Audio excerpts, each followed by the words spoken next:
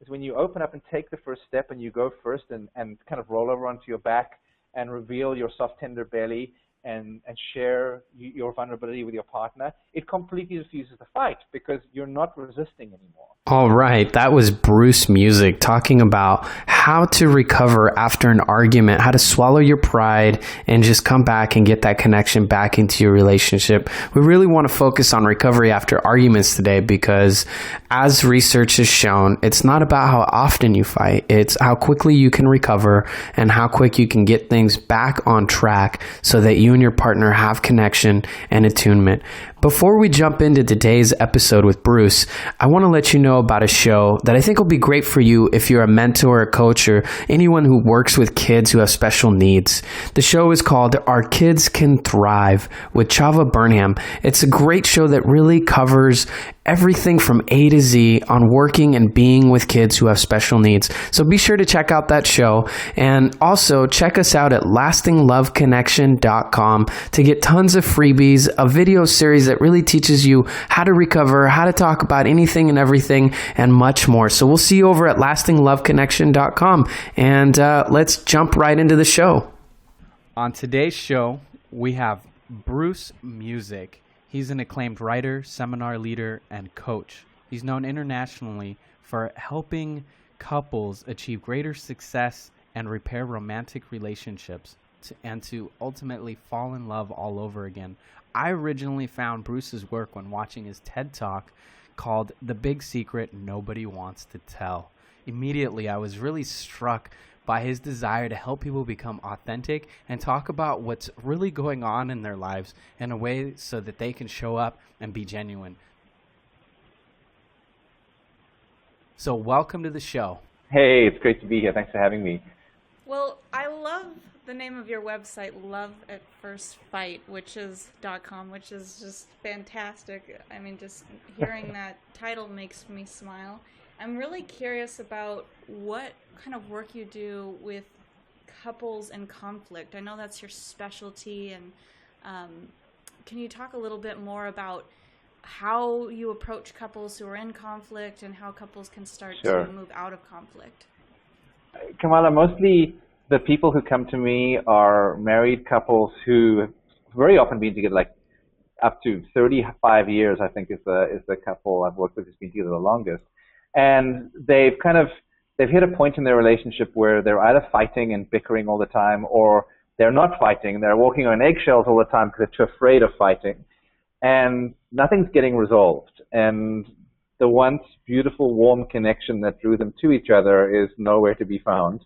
And they feel more like enemies than they do like best friends. And kind of like the emotional tone in their relationship feels more like a war zone than, a loving relationship.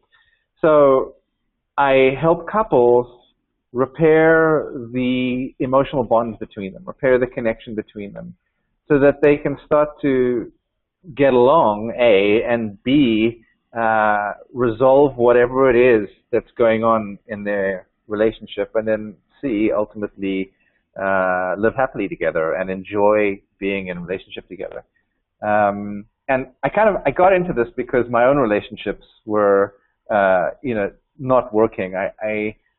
I love being in relationships. I've always loved romantic relationships, and I've always put a high priority on them in my life. But somehow, I've just never been able to make them work. I was married for 7 years and got divorced. And after my divorce, I was like, you know what? I'm tired of failing. What I felt was failing in relationships. I know not all relationships, are destined to last. I certainly wouldn't want all of my relationships to have lasted. But I was tired of seeing the same patterns show up over and over again, not knowing what to do about them. And at the time, as I was telling you guys just before we started the podcast, I was a business coach helping CEOs and entrepreneurs make more money. And I had a midlife crisis. I met an incredible woman. She broke my heart. And I was like, enough. It's time to figure out this relationship thing. And so I took a couple of years off and started reading all the science and the research around what makes romantic relationships work. I'm sure you guys have read a lot of that too by the sounds of things. And what I discovered was just profound. I discovered an area of research called attachment theory. That was the first big breakthrough I had. was reading that, and I was like, why weren't we taught this at school? If I'd been taught this stuff at school, I would never, I would have had a lot happier relationships, and probably would have still been married and not divorced. And so after a while, it became apparent to me that this was my calling. This is what I was meant to do, was to help couples. And all my training in leadership, in public speaking, in coaching and psychology kind of all came together and converged over the years. And I started helping couples and totally shifted the direction of my business. And I've been doing that for years now, and I've worked with over 500 couples now. And I just love it. It's the most rewarding work I've ever done, and it certainly feels like my mission in this lifetime. That really is such a beautiful journey, and I just love hearing you talk. It's so soothing. I think that what your work with couples and helping them resolve conflict kind of sounds a little bit similar to the work that you do, Luis, with helping couples. Your specialty is really in helping couples to resolve conflict. And I would love to hear from both of you, what is one of the main keys in how to break out of that pattern of either walking on eggshells or having these explosive arguments? Go ahead, Bruce. All right, I'll dive in first. You go second. So I think part of the challenge, Kamala, and this is a great question, I think part of the challenge is, first you've got to address where people are coming from. Most of us are so indoctrinated with beliefs, unconscious beliefs about relationships that just aren't true. Like, relationships shouldn't be hard is probably the most common one I hear from the people I talk to. They're like, this is too hard. Like, it's not meant to be this hard. Love is supposed to be easy. I don't think we're compatible is the other most important one. Like somehow there's some compatible person out there for you, and there's also incompatible people. And so people use these as excuses because they don't really know what is at the source of their conflict. So the first thing I share with my clients when they either do one of my programs at Love at First Fight or they come for coaching is this idea that there's 3 stages that relationships naturally go through. And this actually comes from developmental psychology. And depending on which researcher you read, you might read about 5 stages or 7 stages or 9 stages. I've kind of simplified them down to the 3 just because it's easy, and the second stage is the most important. So the first stage of relationship is the romance stage, and this is the one we all know and love. This is when we fall in love, and this is kind of what all good romance books are made of, or romantic comedies. And we're literally high on love drugs. So our brain is pumping out serotonin, oxytocin, vasopressin, phenolphthaleamine, all these lovely chemicals. And of course, it makes us see our partner through rose-tinted glasses, and we focus on only the good. And we only show our partner our light side, not our dark side. And of course, in some sense, we're codependent. We're dependent on each other to feel good. And the way I look at this is nature's way of ensuring that we actually get together and, fall in love and stay together for long enough to have a baby and raise a child. And then anywhere between 2 months to 2 years into the relationship, according to the research, a horrible, horrible thing happens.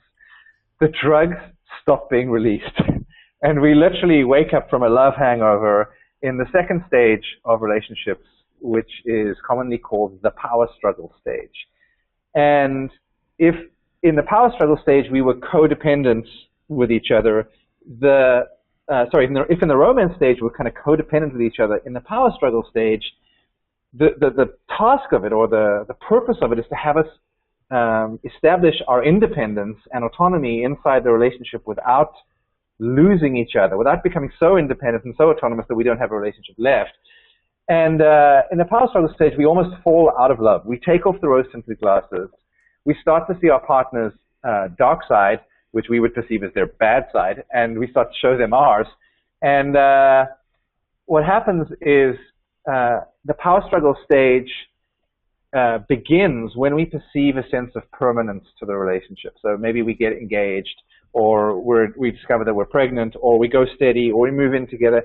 If one or both parties perceive permanence, that's when the power struggle begins. And I like to think of it like this. We come out of the romance stage, we hit the power struggle stage, and we think, well, I'm going to probably be spending some time with you. Like, maybe the rest of my life. And if I'm going to spend the rest of my life, something's got to change. And it's not me, it's you. And so we start pointing fingers at each other. And this is the stage where I would guess probably 95% of divorces happen and all relationships end. And I was speaking at a big conference of single men the other day it was a dating conference. They wanted to learn how to have successful relationships.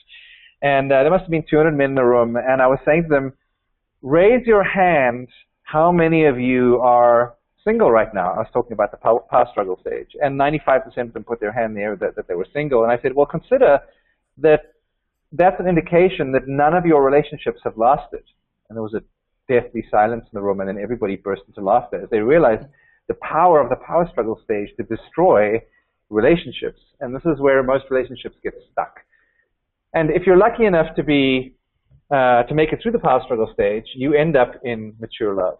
And in mature love, what distinguishes it is you are able to be healthily dependent on each other and at the same time healthily independent from each other. So you can flex and flow between needing each other and supporting each other and not needing each other and being independent and doing your own thing. And usually when couples hit the mature love stage, issues of connection are no longer a problem. And you kind of move from feeling like two individual me's to a collective we. And so the way you approach the relationship is different. You're approaching it as a team, and you're a teammate on the team rather than two individuals in this thing called a relationship. And often couples in the mature love stage end up working together on some kind of project, like you guys are working together on this business, or Gay and Katie Hendrix, or many of the other relationship teachers in our space are actually teaching as couples. But it could be, it could be a business project together. It could be a project of raising kids together. It could be a humanitarian project. But essentially, couples in mature love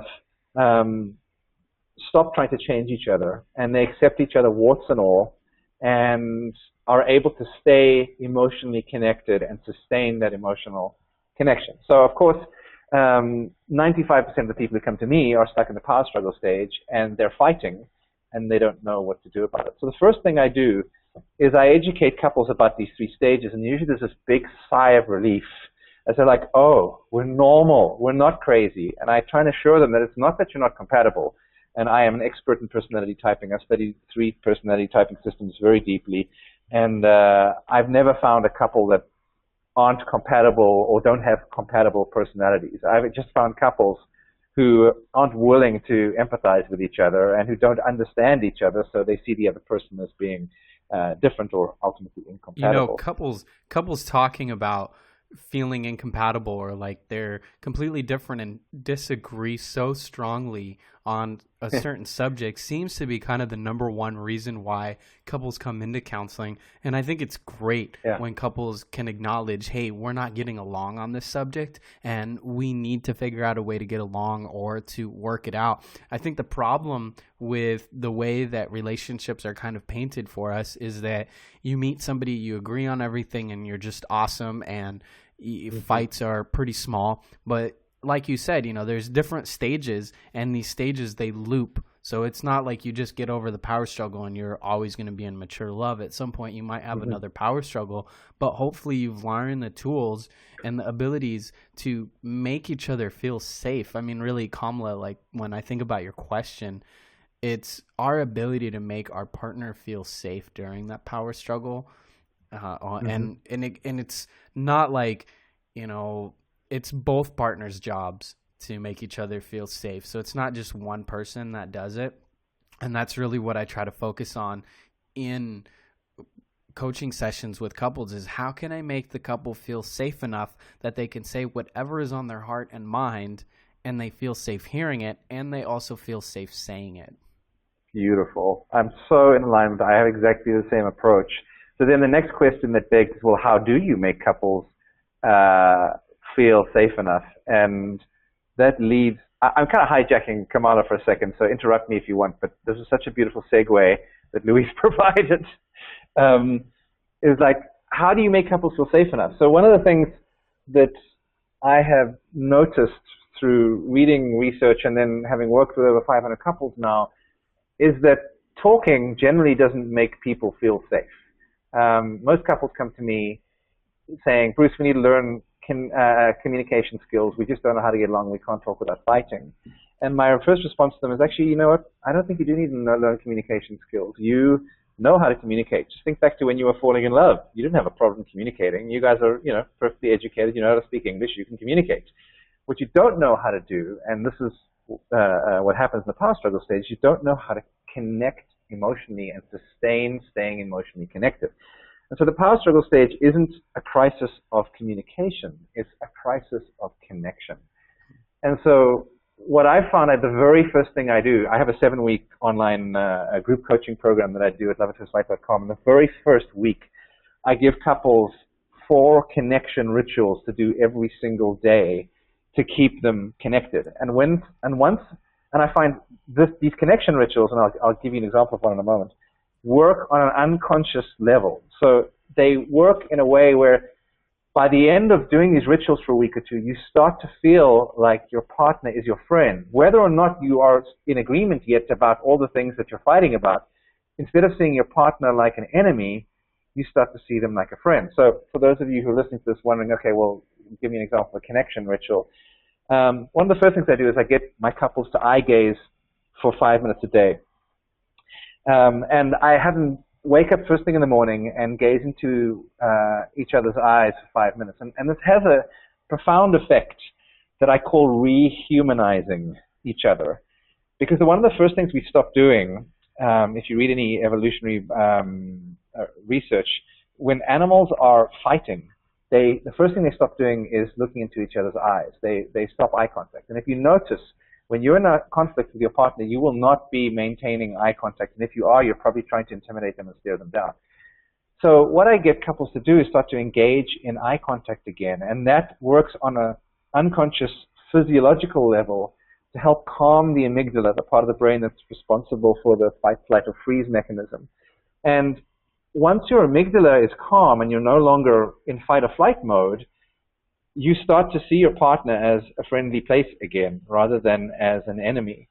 And the metaphor I like to say is that your relationship goes from feeling like a war zone where it's natural to shout. Like if you imagine if you're walking through a minefield in the middle of a war, you'd be yelling at your partner, "Watch out! Oh my God, bomb! Missile!" You wouldn't whisper sweetly to them in the middle of a war zone.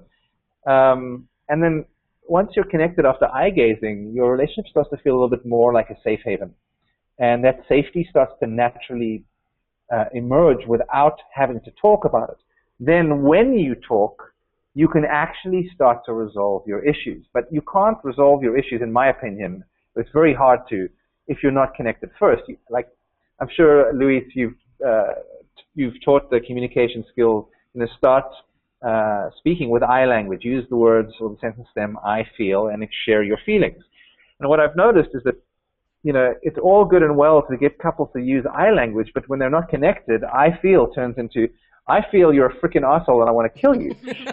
That's usually what happens, and then I have to jump in, and that takes so much coaching. It's insane how much coaching it takes. Then I have to say, okay, because they're not I connected. feel has to be followed by an emotion, and then they go, well, I feel like, and then I have to say, you can't say I feel like. It has to be a single word that follows I feel. And it just turns into this heavy-duty coaching session where I'm constantly interjecting and interrupting, and it's not fun, And one of the things that I've noticed is that when sitting with lots and lots of couples, one of the things I discovered is that some of the happiest couples I've ever met, they argue. And they get hot. Yeah. I mean, I am so upset. And the other person's like, okay, you're mad. I'm angry too. Like they can get heated. Yeah. But what they have at the core of all of that, and that's what I'm really looking for, is do they have an emotional connection? And teaching those skills of the feeling stuff is great. But really what those training wheels are for is having that connection. Once you have that connection, you can argue pretty much however you want. Exactly. So I'm so in alignment with you here. And so I've coined this phrase, and I'm writing a book actually right now. I think I might just use this title for the book. And the phrase is connect first, communicate later. And the idea is that if you connect first, very often you don't even need to communicate about what's going on, because the feelings of feeling like your partner's the enemy disappear, and then you're loving towards them anyway, and you're more likely to be empathetic and to accept their perspective and point of view without needing to change it. If you connect first, then it's a lot easier to resolve whatever you need to resolve using communication later. But if you try and communicate without feeling connected, then communication skills just get used as a weapon, as we just discovered, and it makes no sense. And I've never really heard anybody talk about it in such plain, simple language. So I thought I'd write a book on it, and that's kind of really my message. I think it's my contribution to the relationship space that I want to get out there, is this idea of connect first, communicate later. You know, there's this couple that I know, and you know, one of the things I do when I sit with couples, especially ones that I feel exhibit some of the qualities, essential qualities of being happily married or together. Yeah. And I ask them, you know, what do you guys think is like some of the keys to your marital success? And they said, well, Luis, you know, one of the things that we've discovered in being together for so long is that if we are both feeling like we're getting heated and we're starting to argue, we just tell the other person we need to stop, and we eye gaze, and we do that, and we don't talk about the problem. And until we both feel that our nervous systems are calm, we don't talk about the problem. We eye gaze. And I've never heard a couple say that, but I thought it was really cool. And that's, you know, Kamala really likes the eye gazing thing, and it's definitely something she's kind of challenged me to do, because for some people, eye gazing, I'm curious, Kamala, I want to ask you, like, why do you think some people are so uncomfortable eye gazing? I think eye gazing is one of the most vulnerable things that you can do. Is just you're being seen, and you're letting someone see who you are and where you're at in this moment. It's hard to hide those things when you're making that intense eye contact. And it's just, I love what you're talking about here with breaking down kind of the like tick for tat, or I need to be right, or I need to get my point across. And I think that real success in relationships happens when you do connect first. Otherwise, you're not actually hearing the other person. You can't hear what is going on when your nervous system is hyped up and jacked up. So I know that when Luis and I have an argument, the first thing he does is he looks away from me, and he won't even look at me. Yeah. And I can't even tell you how many times I've said, look at me, because I know that if he's making eye contact with me and seeing that I'm here loving him, or, you know, or that I'm a human and I'm not trying to hurt him, then he's going to feel the connection again. Totally. Bruce, why do you think people are afraid to eye gaze? I think for the same reason Kamala said, it's intimate and it's vulnerable, and it's a sign of weakness. And if you're in an attack mode, like evolution has wired us to not be vulnerable with our enemies, because they might just stick a knife in our heart and kill us. So I think we're biologically wired to not be vulnerable in front of our enemies. Yet, at the same time, it can really, really work to diffuse the situation. I've got a beautiful story I want to share with you about a little beach dog I saw the other day. So I live on an island in the Caribbean. I live on this little beach in a town called Cabarete on the north coast of the Dominican Republic. And we have a ton of stray dogs. And they're the sweetest stray dogs out of any country I've ever been to. Every country has their stray dogs, and they all have different personalities. The Dominican dogs are like, they're all just so cute. And so I see this tiny little puppy running down the beach being chased by this massive, big, like, Doberman dog. And I'm like, oh my God, this dog is going to die. It's going to get eaten alive. And so, of course, you know, the gap's closing between the dogs, and the Doberman's catching up. And this tiny little street dog is looking over its shoulder, looking absolutely terrified. And then as the Doberman catches up, what do you think the tiny little dog did? What was his strategy? Turned around and looked at him. Almost. He rolled over onto his back, legs in the air, in the most submissive pose in the world. And of course, the Doberman didn't know what the hell to do, and so he kind of stared at him, and then the Doberman started licking the dog's stomach. And it was this beautiful kind of scene, and the metaphor I took away from it is like the dog used vulnerability as a defense strategy. It completely diffused the tension, and instead of running, which is kind of what we do when we attack and defend when we're in a fight, instead of trying to run away and defend itself, the dog just turned over and said, "Here I am, I'm vulnerable." And I think if we do this in relationship in our fights, what I've noticed is when you open up and take the first step and you go first and kind of roll over onto your back and reveal your soft, tender belly and share your vulnerability with your partner, it completely diffuses the fight because you're not resisting anymore. You're totally vulnerable. And one of the other distinctions I teach in the first week of my program is what you resist persists. If you are resisting something, it tends to stay in existence because you've got so much energy invested in resisting it. The minute you stop resisting, it kind of disappears. And so that little dog chase I saw the other day was like a metaphor for me for how to have successful relationships. I just wanted to share it with you because I thought it was cute. Oh, I love that. I think, what I find in the work that I do with intimacy is that if you lead with vulnerability, it diffuses the energy there. I mean, how can someone want to attack you when you're being vulnerable? And I love that you use that dog story. It's really, really powerful. And I think this is different than just cowering, though. If you're leading with vulnerability and just sharing authentically what's going on for you, it's different than just cowering down and letting the other person kind of take over, which is kind of an archetypal thing that can happen between couples. And I know that you're really skilled in different archetypes. Can you kind of go into the archetypes a little bit? Sure, I'd love to. Thank you for making that segue for me. That cowering, by the way, that's the freeze response. So you got fight, flight, and then the freeze is the cowering. It just occurred to me as you were saying it. That's probably what that is. Anyway, archetypes. This is some of the most useful stuff I've ever learned in my whole life.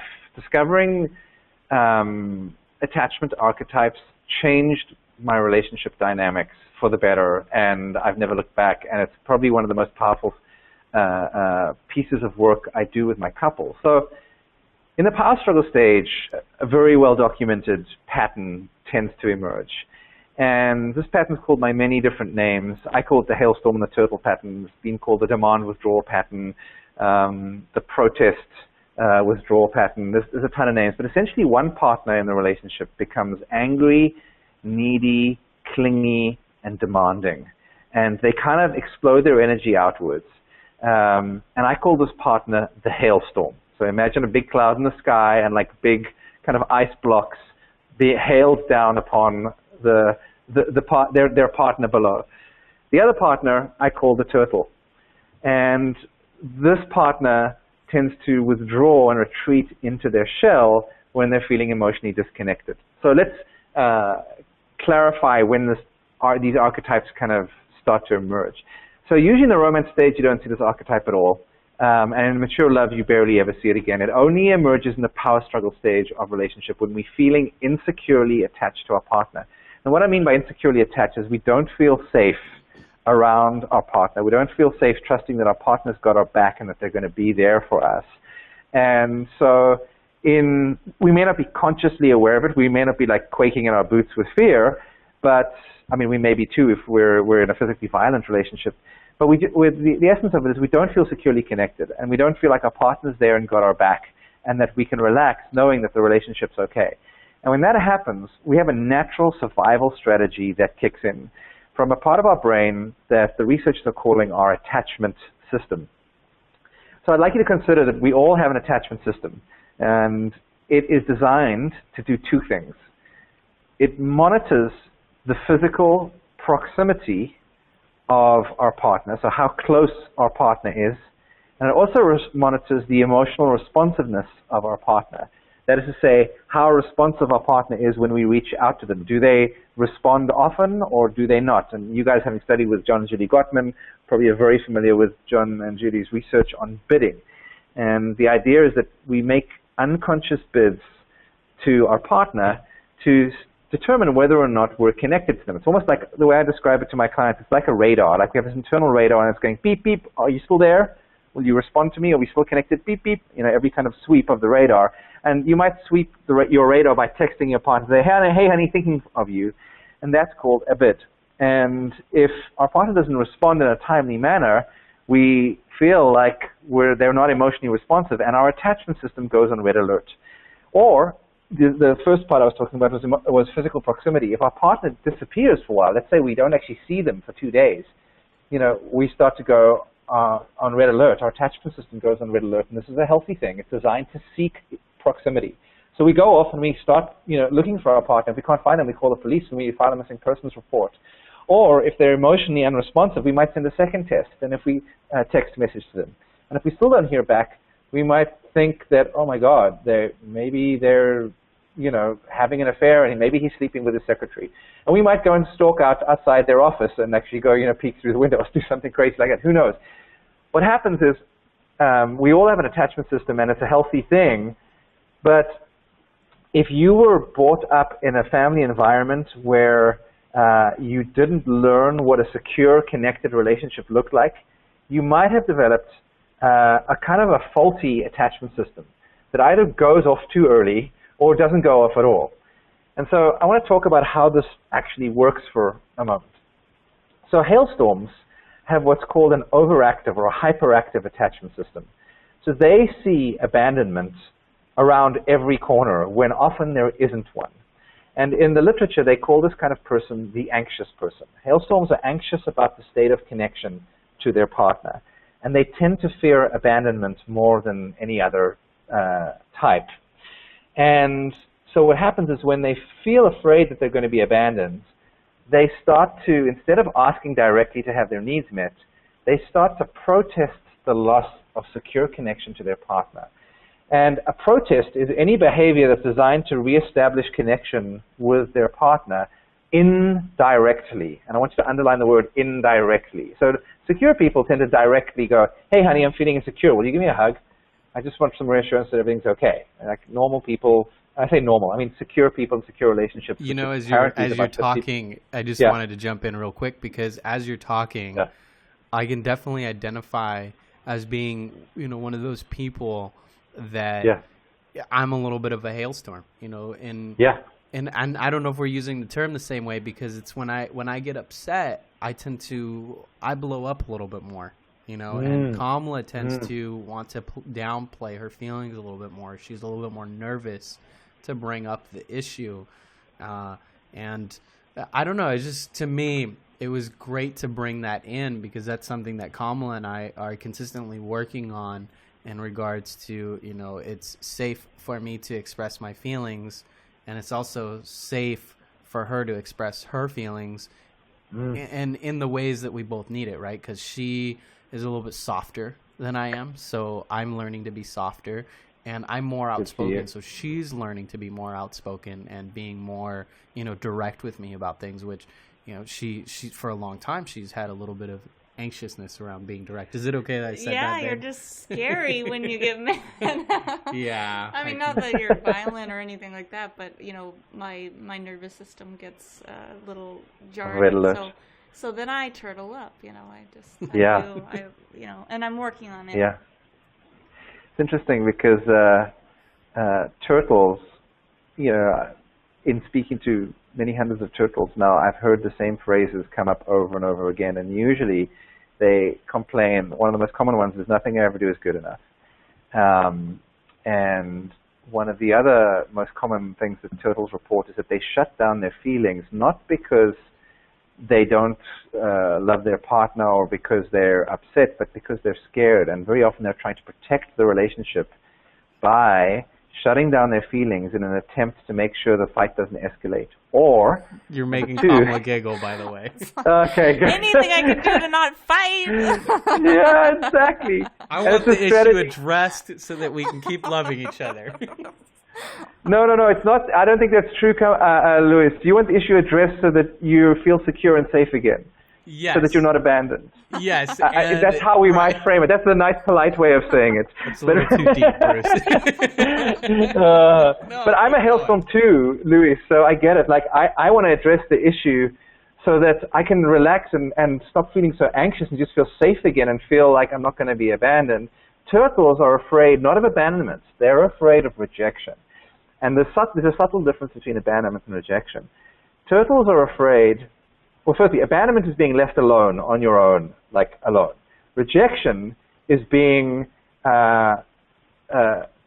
basically told that you're not okay for who you are. So let me see if I can give you guys some gold. These are what I call soothing mantras. And a soothing mantra is a set of custom words that are custom designed to soothe your specific partner.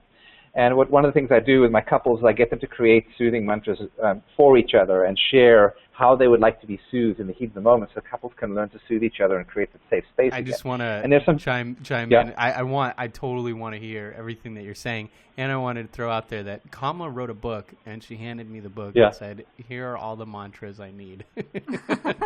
Oh, beautiful! I wrote a book on intimacy, so. But no, please go ahead. Oh, please! I would love to get that book. I might have to go and find it on Amazon and go and read it. So I've noticed through now, working with several hundred couples creating soothing mantras, there are some common ones that come in over and over and over again. And hailstorms generally, because they're afraid of abandonment, they like to hear things like, "I'm not going anywhere. I'm never going to leave you. I'm right here. Like, you're safe. I'm anything that implies they're not going to be left alone and their partner's not going to retreat into their shell, basically. Turtles, on the other hand, they are afraid of rejection, and also they tend to be afraid of being trapped, confined in pain. Because very often they had experiences as children of being trapped and confined in pain and not knowing how to deal with them. So they like to hear things like, "I love you just the way that you are. Don't ever change. You're perfect for me. You're free, I'm honey." Smiling so much just hearing that.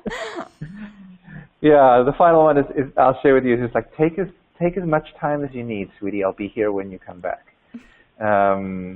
Which speaks to the turtle's desire for space and timeout. And Are you so, writing that down, Luis?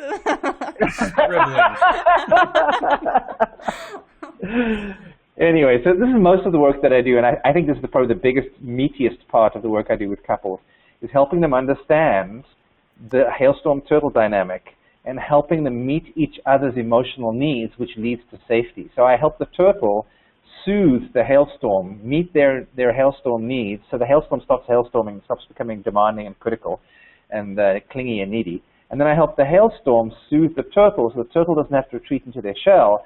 Then both partners, once they get comfortable with emotional intensity, can stay present and then resolve whatever is going on instead of doing their usual dance or dynamic, which might be to spiral out of control with doors slamming and sleeping in separate bedrooms or whatever the case may be. Every relationship has their own kind of version of that. So thanks, Kamala, for giving me the opportunity to share that. That's one of them. That was one of the most profound things I ever learned about myself in my hailstorm. Oh, and here's the other thing. Hailstorms are inextricably attracted to turtles. I have barely ever met a hailstorm and a secure person in relationship. Usually secure people attract secure people. It does happen, but mostly, I would say 99% of my clients are hailstorm turtles. I've never ever in my whole life met a turtle-turtle couple because they both retreat and there's no relationship left. And I've met a couple of hailstorm couples, but what tends to happen there is one partner will play the turtle when there's two hailstorms in a relationship. It's like they're reciprocal sides of the same coin. One partner, if they're normally a hailstorm in another relationship, would tend to play more of the turtle.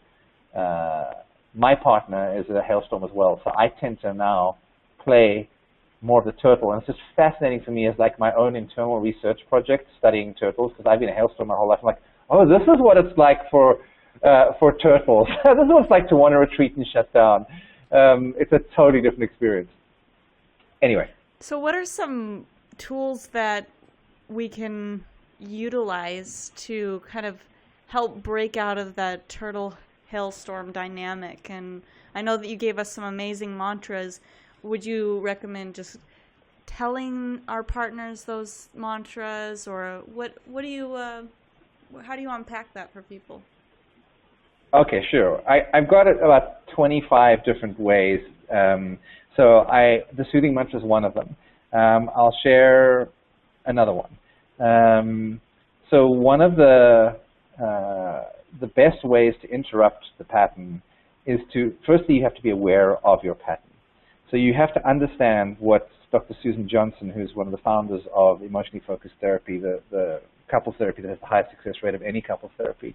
Susan Johnson calls these dances, these kind of patterns that couples get into. And there's 3 primary dances that she identifies in her book, Hold Me Tight. And the first one she calls Find the Bad Guy.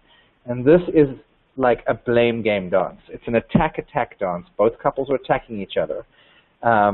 The second dance she calls the protest polka. This is kind of what I described earlier, the hailstorm and the turtle dance. One partner withdraws and the other one becomes demanding and needy. And the final one is what she calls the freeze and flee dance. And this is where both partners retreat. So the hailstorm retreats as well. And both partners pretending they don't need each other. And I kind of think of this like an ice age that creeps over the relationship, and just the emotional tone of the conversation, of the relationship is freezing cold. And your dances start with a trigger. So there's always a trigger event. It might be we're talking about ex-girlfriends, and one partner's really jealous, and the minute the guy talks about his ex-girlfriends, it is the trigger for his girlfriend or his wife to spiral into their dance, which might sound like, oh, you're texting her again, are you? And he starts defending and goes, well, I'm allowed to text whoever I want. She's my ex-girlfriend. I dated her 15 years ago. What are you talking? And they go, before you know it, this thing spiraled out of control. In 2 minutes or less, they are yelling at each other, and their pattern is so ingrained, they move from blame game to protest polka to freeze and flee in a matter of minutes. And 2 minutes later, they're in separate parts of the house. That night, they sleep in separate beds, and it all started with a trigger event. So one of the first things you've got to understand if you're going to diffuse conflict is you have to be able to identify which of the dances you're stuck in, the trigger events that trigger off your dances, and then give them a name. It's critical to give each dance a name, and this is one of the big pieces that Susan Johnson contributed to the space, was naming your dance. So I have a dance with my partner that I call the knife dance. And the knife dance emerged because I once expressed it felt like a knife in my heart, and she expressed it felt like a knife in her back. And we're like, this is the knife dance. And so when you're aware of your pattern and the trigger events, you can start to interrupt it before it happens and then choose a different strategy. So, for example, if we notice this thing coming up, this knife dance coming on, the first person to notice it will scream out, knife dance! And like that is our sign, like it's a pattern interrupt. It's our sign to interrupt the pattern. And we stop, and we have a prescribed set of steps that we do afterwards. The first one is kind of to move into we language and start to use we language instead of I language. And so usually I'll start by saying something like, honey, we're just hurting each other. Let's connect first. And then we'll stop, and we might eye gaze. We might if we're feeling connected enough, move into some kind of Harville Hendrix type imago dialogue, or whatever the case may be. But I think one of the most powerful tools I can give you is to sit down and start to analyze your dance so that you become aware of it. You don't need to change it. You just need to become aware of it, then give it a name, and look at what all the trigger parts are and points are, and share those triggers with your partner, so your partner knows what I call your broken toes. It's kind of like if you think of salsa dancing, it's one of my favorite hobbies, is salsa dancing. You have to dance as a team, and if your partner has a broken toe and you don't know they have a broken toe, that could be a big problem because you might step on their broken toe by accident.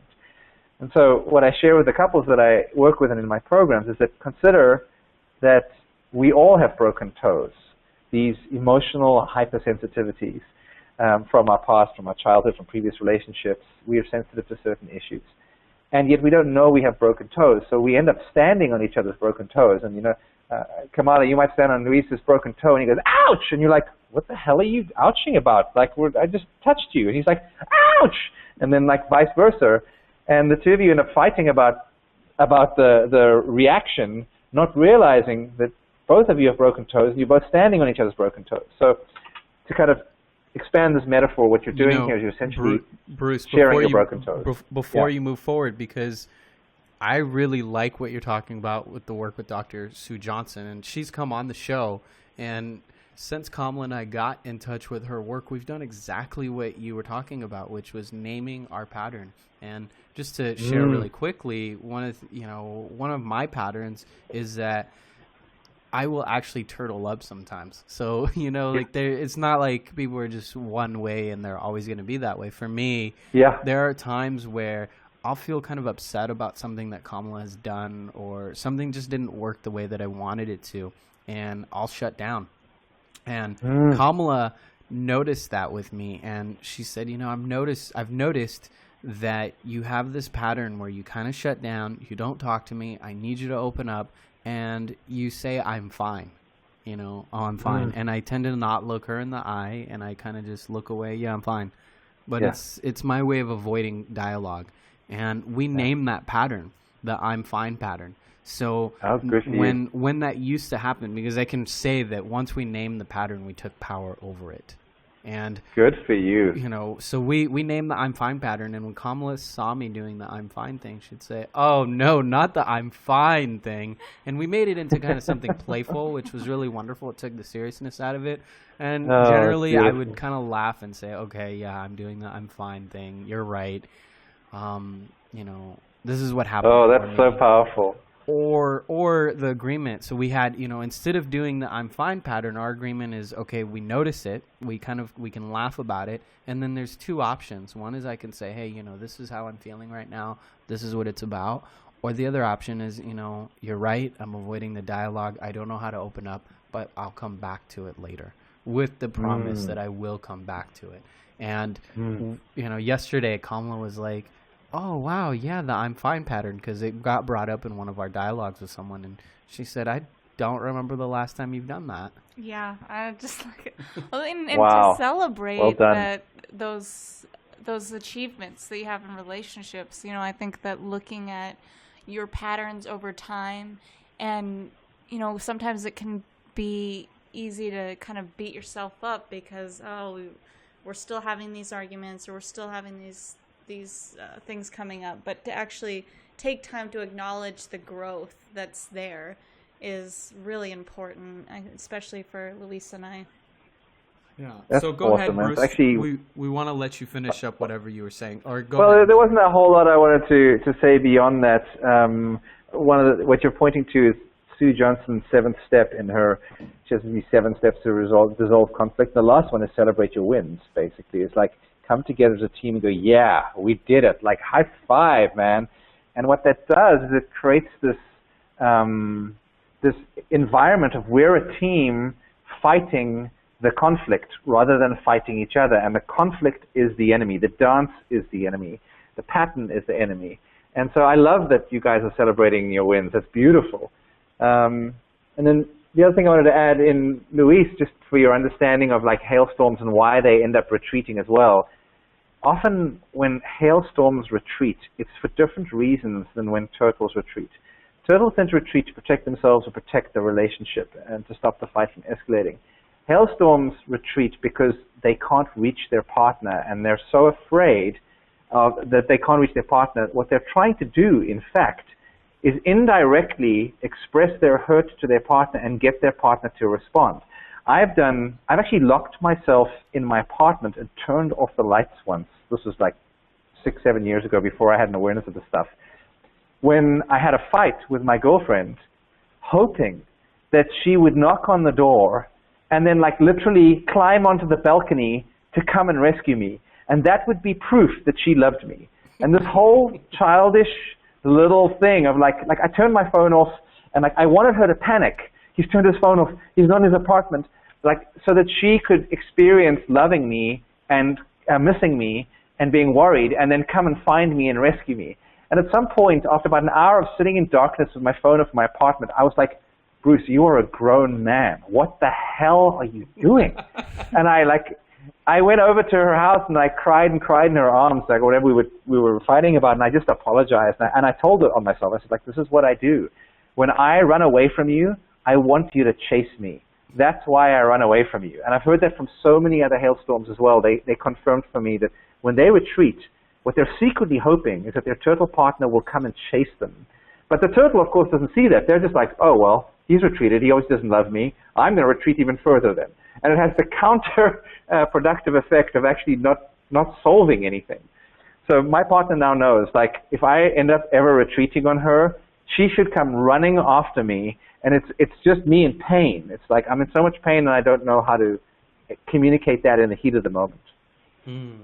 That's really well put, and that's definitely speaks to my work with couples. I remember this like really explosive Latin lady speaking in a couples group, and she talked about this big fight that her and her husband had, and they were in the bedroom together. It was nighttime. They're about to go to sleep. And she said, I got so angry. I just stormed out of the room, yelling at him, and I went and laid in my child's bed. And then she laughed and said, but the bed was so small that my legs, were hanging off the bed. And I was just fuming. And then I asked her, I said, and while you were in there waiting or angry, what were you wishing would happen? And she just laughed, and everybody knew what her answer was going to be. She just said, I was wishing he would come in and get me, but instead I ended up falling asleep in there. And then I woke up angry that he didn't come and get me out of that room. What a great story. Back from sleeping in a tiny bed. Yeah, exactly.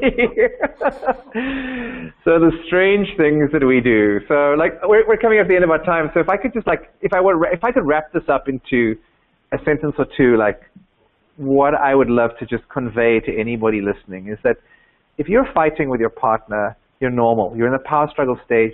It doesn't mean you're not compatible. You can fix this. There is hope, and there are people you can work with. If you can go find a therapist, you can go and speak to Kamala and Lewis, you can come to loveatfirstfight.com and get on one of my online training programs. There are so many options, and it can be healed. The second thing is if your partner gets angry and critical, and you're a turtle, just know that they're in pain, they're hurt. And if you take their anger at face value, you'll be missing its beautiful gift and its message. If you're a hailstorm dating a turtle and you're thinking that your partner's withdrawing because they don't love you and they don't care, just know they're also in pain, and this is their learned behavior, their strategy for protecting themselves. And if you stop getting demanding and critical, they'll probably come out of their shell. And then finally, connect first, communicate later. And if you can remember that when you're fighting, stop, interrupt, name your pattern, and start connecting, whether it's through eye gazing or holding each other's hands or whatever it might be. That will make a massive difference for when you actually do speak. And in my upcoming book, which I'm kind of like about halfway through at the moment, I'm going to be sharing 25 different ways to connect in several minutes or less. And I'll get hold of you guys when it's done, and maybe we'll arrange to send out a free copy to your readers or something like that. Oh, that sounds great. It's been so great to have you here, Bruce Muzik. We've been on Lasting Love Connection podcast talking about how to resolve conflict in relationships, how to break out some of those old patterns. This has been wildly powerful, and look forward to sharing this with our listeners. Thank you so much, Bruce. It's such a pleasure, Lewis and Kamala. Thanks for having me on the show.